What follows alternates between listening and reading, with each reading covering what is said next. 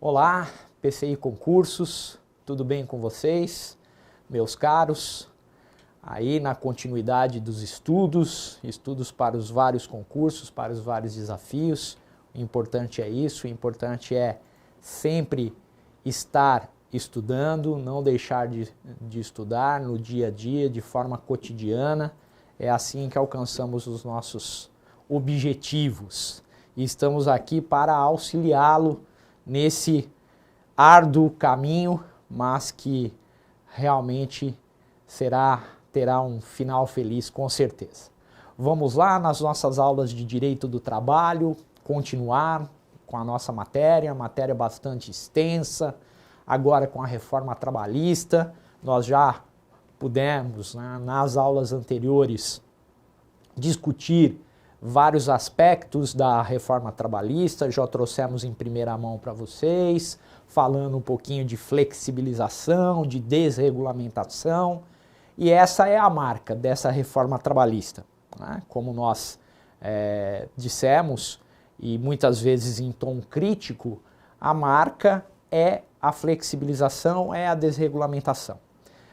Obviamente que nós temos que tomar o cuidado e nós também temos que saber que esse movimento é um movimento que ocorre não só no Brasil, chegou no Brasil, houve de certa forma, houve resistência até aqui, chegamos agora com esse novo marco regulatório que impacta profundamente as raízes do direito do trabalho, os seus princípios, mas a flexibilização é um fenômeno antigo, por vezes ela volta com mais ou menos força, mas notadamente, especialmente naqueles momentos de crise econômica, essa pauta ela se torna bastante intensa, ela se torna praticamente inevitável. É assim, basta nós vermos, na Europa, alguns países conhecidos por sua legislação trabalhista protetiva, exemplo a França, que também está lá em um processo de, entre aspas, modernização da legislação do trabalho e de flexibilização de reforma trabalhista. Nesse momento, a França se prepara para aprovar o texto final de sua reforma trabalhista. E para aqueles que acompanham os noticiários, puderam ver, antes da gestão do atual presidente francês, recém-eleito, mesmo no governo passado do presidente Hollande, que é um socialista, tivemos conflitos até mesmo violentos nas ruas de Paris, nas ruas das principais cidades francesas, tendo em vista os sindicatos que se mobilizaram contra a reforma trabalhista. Aqui no Brasil, nós vivemos mais um momento turbulento da nossa história, e nós não tivemos grande resistência. Até costumamos falar no nosso meio, eu como procurador do trabalho, o Ministério Público do Trabalho foi bastante crítico a essa reforma e se coloca contra em vários pontos dessa reforma. Talvez o Ministério Público do Trabalho e a magistratura trabalhista tenham sido as únicas instituições a se colocar contra a reforma trabalhista, a trazer não um contra gratuito, mas trazendo uma crítica fundada, uma crítica bastante refletida sobre essa reforma. Mas os principais atores do direito coletivo trabalhista, aqui eu me refiro aos sindicatos profissionais, aos sindicatos dos trabalhadores, não, com raras exceções, não se puseram contrários à reforma, não resistiram à reforma. Uma das grandes críticas não é nem mesmo o texto que foi aprovado. Uma das grandes críticas a essa reforma trabalhista é a ausência de debate, porque nós tivemos uma mudança bastante profunda, como eu disse, impactando as bases do direito do trabalho. E não houve um diálogo, faltou aí há um déficit de legitimidade democrática, porque uma reforma tão profunda, em 3 meses praticamente, foi aprovada, sem qualquer tipo de debate, mesmo no Congresso Nacional não houve nenhum tipo de debate. Mas faz parte do momento histórico, do momento político, do momento econômico do país, e já essa reforma ela não veio do nada, ela na verdade já estava pronta antes do envio da medida provisória pela Presidência da República. Então, mas vamos lá, a nossa realidade agora é uma realidade de reforma trabalhista. Na aula de hoje a gente vai falar sobre relação de emprego e sobre a figura do empregado. Então nós vamos falar da relação de emprego. Para entender a relação de emprego, eu tenho que entender a figura do empregado e a figura do empregador, mas nós vamos falar sobre relação de emprego. E quando eu falo sobre relação de emprego, quando eu falo sobre as características da relação de emprego, aquilo que faz existir o vínculo empregatício, eu me refiro basicamente aos artigos 2º e 3º da CLT.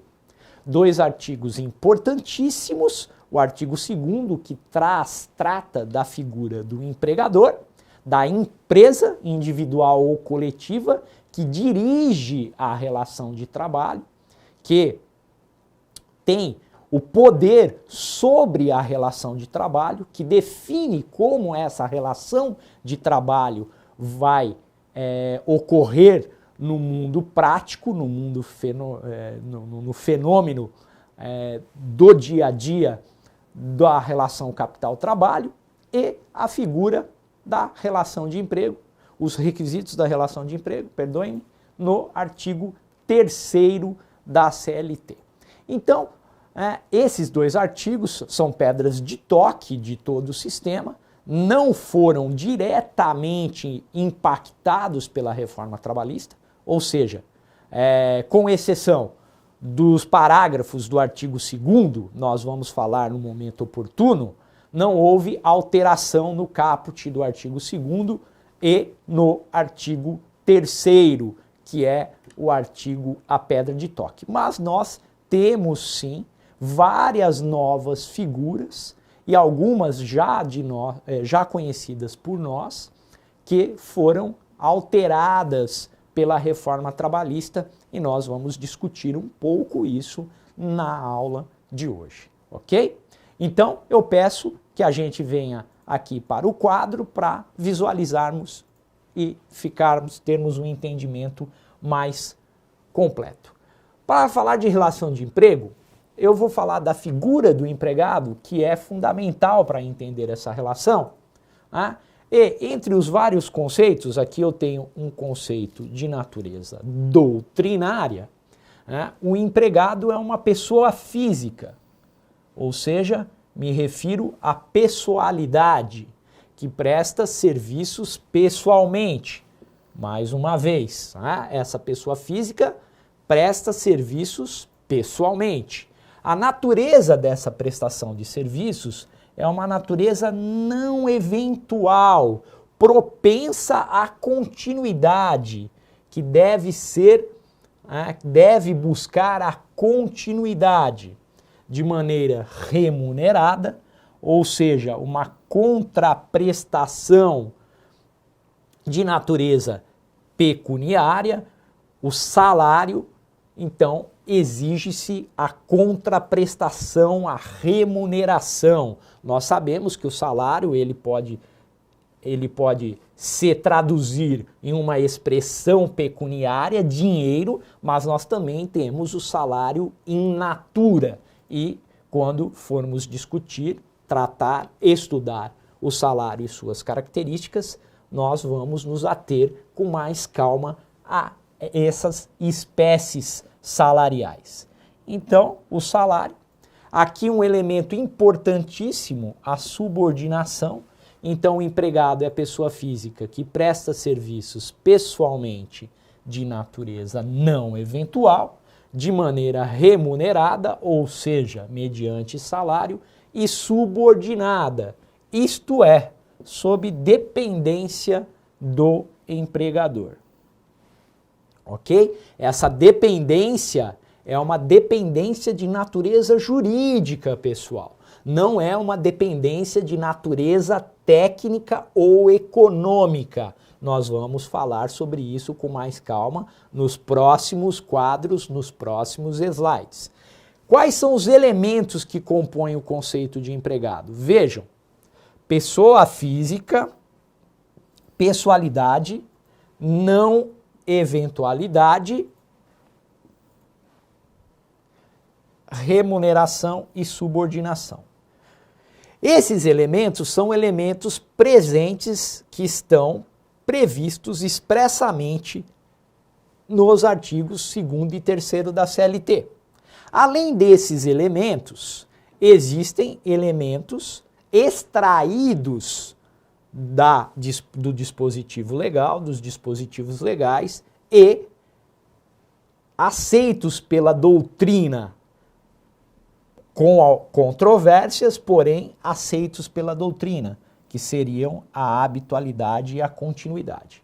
Então vejam, embora esses dois elementos não estejam expressamente consignados nos dispositivos legais, é importante que vocês os tenham.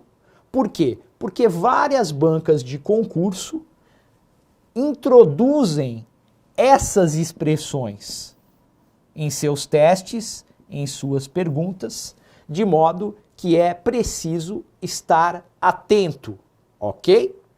Então, a não eventualidade, pessoa física, não eventualidade, subordinação e remuneração são encontrados no artigo 3º da CLT.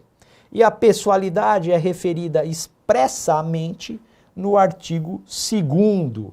Muitos também na doutrina e em provas de concurso usam a expressão infungibilidade, que significa a impossibilidade de trocar um pelo outro. Por isso, a pessoalidade, fiquem atentos para algumas bancas que colocam a terminologia infungibilidade. Certo, pessoal? Ok? Continue comigo aqui, né? Pacientemente, vamos lá, porque é muito importante. Aqui, o artigo 2º caput da CLT considera-se empregador a empresa individual ou coletiva que assume os riscos da atividade econômica. Essa assunção de riscos da atividade econômica é conhecida pela doutrina como a característica da alteridade. Anotem aí, alteridade. Voltaremos nisso um pouco mais adiante para fixar o conceito. Essa empresa, a CLT foi muito feliz, né? Nós vamos estudar no momento oportuno, na utilização do termo empresa, admite, assalaria e dirige a prestação pessoal de serviço.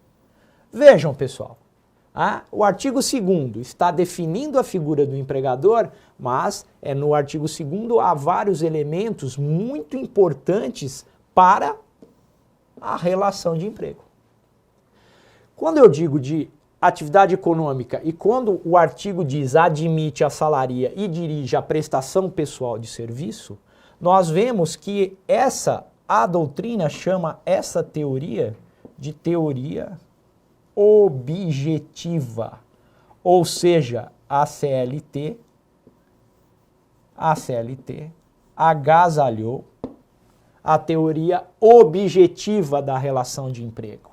A sujeição não é a sujeição do empregado, porque essa é uma concepção subjetiva. A concepção adotada pela CLT é uma concepção objetiva. O objeto é a prestação de serviço.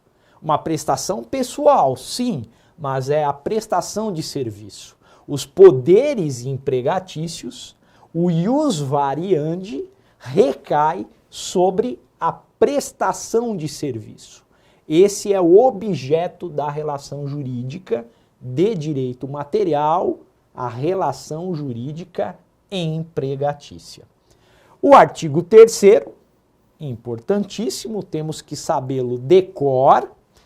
Considera-se empregado toda pessoa física que prestar serviços de natureza não eventual a empregador, sob a dependência deste e mediante salário. Parágrafo único, também muito importante, porque ele vai ao encontro do princípio da isonomia, direito fundamental constitucional posto no artigo 5º, inciso 1 da Constituição, e um princípio que tem a sua dimensão no plano trabalhista. Não haverá distinções relativas à espécie de emprego e à condição de trabalhador, nem entre o trabalho intelectual, técnico e manual. Ok? Não há esse tipo de distinção. Então, muito importante, nós vamos continuar com essa pegada para que nós possamos entender os requisitos da relação de emprego. E esses requisitos, como dito, o empregado é uma pessoa física, ele presta serviços em caráter pessoal, ele não pode ser substituído por outro, ok? É o caráter que a doutrina também chama de infungibilidade. Então, é uma pessoa física, pessoalidade, não eventualidade. Aqui há um problema em termos doutrinários. O que seria não eventualidade? Não eventual é aquilo que não é instantâneo. É aquilo que não se esgota em um único ato ou em alguns atos pré-ordenados e pré-definidos. Vejam, o elemento temporal é muito importante para entendermos o que é não eventualidade. Mas ele não pode, por si só, dizer o que é não eventualidade. Ele é muito importante, porém, ele não é o único elemento e ele não pode ser enxergado, ele não pode ser analisado de per si, isoladamente. Por quê? Para a doutrina, não eventualidade e continuidade são características diferentes. São expressões jurídicas que têm acepções jurídicas diferenciadas, distintas. O importante é essa propensão à continuidade, é disso que temos que saber, isso que nós temos que ter em mente para definir o que é não eventualidade. E esse elemento, ele é um elemento importante para decidir sobre a relação de emprego ou não. Pode ser que eu tenha a figura de um autônomo, em que o requisito da não eventualidade não esteja presente. Ou melhor dizendo, para ficar melhor a frase, o trabalho não é prestado em caráter eventual. Aí, falei do trabalho autônomo, o trabalho eventual. Trabalho eventual não caracteriza a relação empregatícia. O trabalhador eventual, aquela pessoa que você contrata para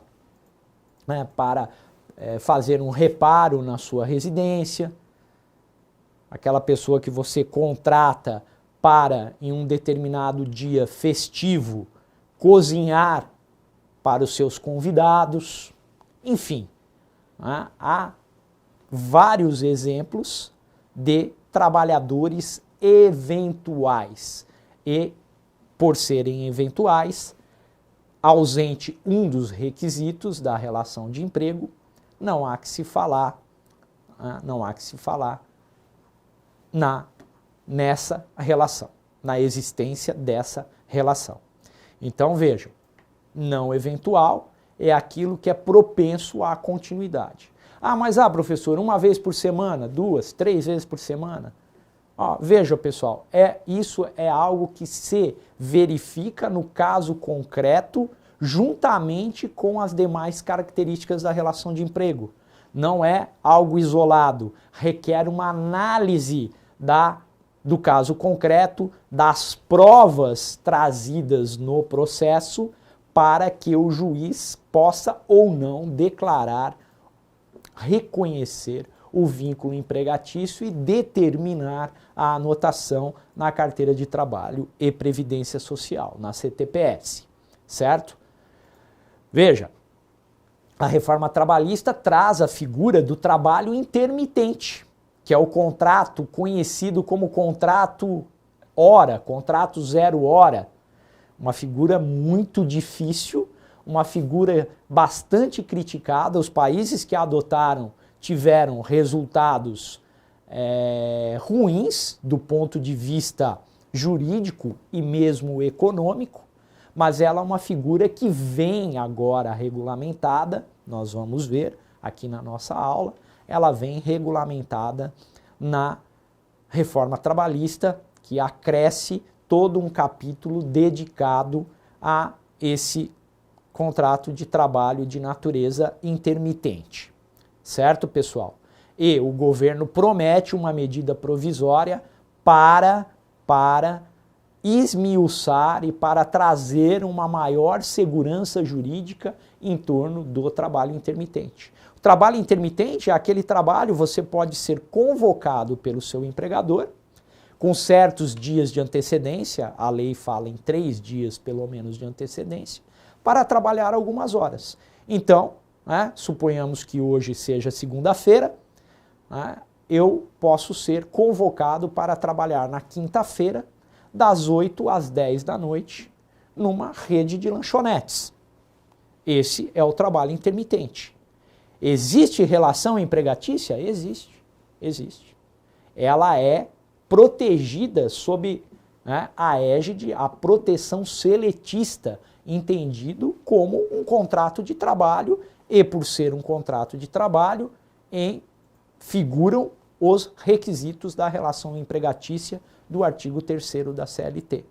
O fato de eu trabalhar algumas horas por semana, em dias alternados ou contínuos, em qualquer período, em qualquer horário, a critério do empregador, não desnatura a relação empregatícia e eu tenho continuidade, ou pelo menos eu tenho não eventualidade. Se eu tiver não eventualidade, eu tenho relação de emprego, obviamente, com a presença dos demais requisitos. Tudo bem? Vamos voltar lá para o quadro. Pessoa física, só ela é capaz de subordinar-se juridicamente. Pessoalidade, natureza personalíssima da prestação de serviço. Veja, o fato de eventualmente você faltar ao trabalho e ser substituído não fulmina o critério da pessoalidade. Continua sendo uma relação personalíssima.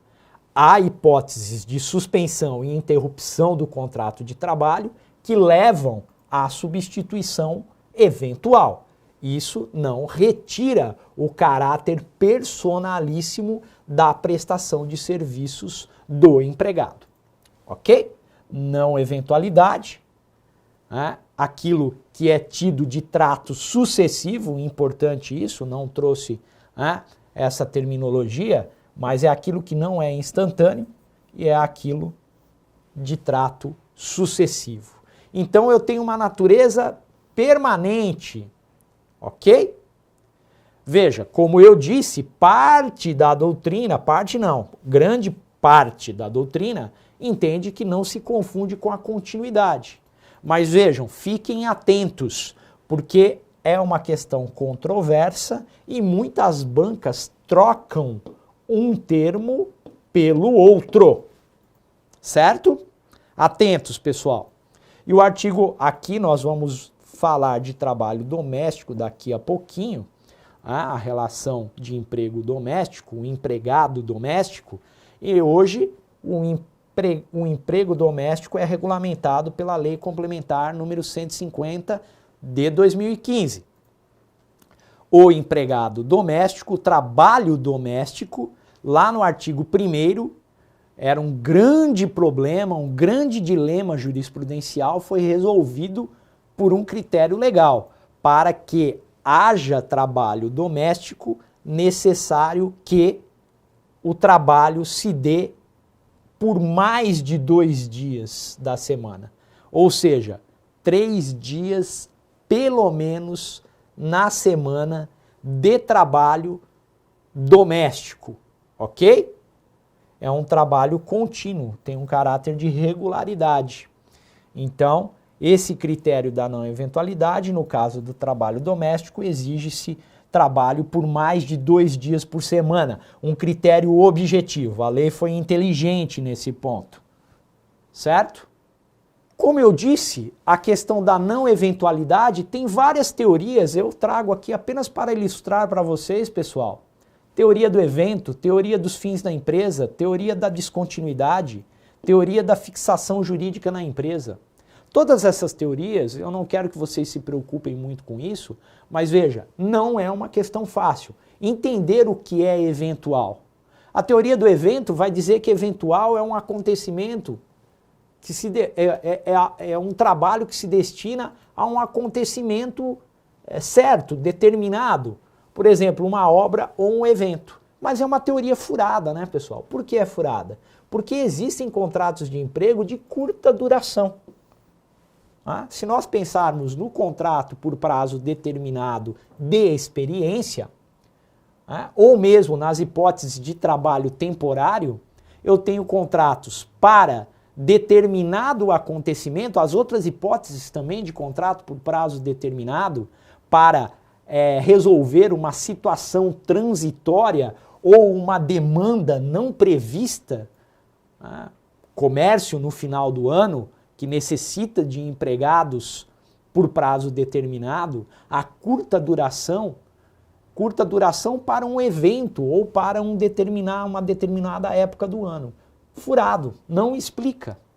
A teoria dos fins da empresa vai falar que o trabalho tem que se inserir na cadeia produtiva, na atividade regular do empreendimento. Ok, aqui eu tenho uma explicação convincente para os contratos de curta duração.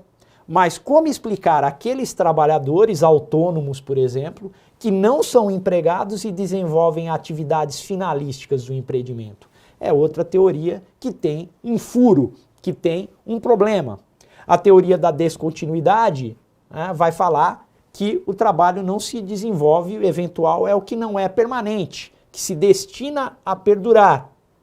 Há uma expectativa de permanência. Aqui sim, uma teoria interessante, ela vai ao encontro do que nós estamos conversando aqui na aula. Ok?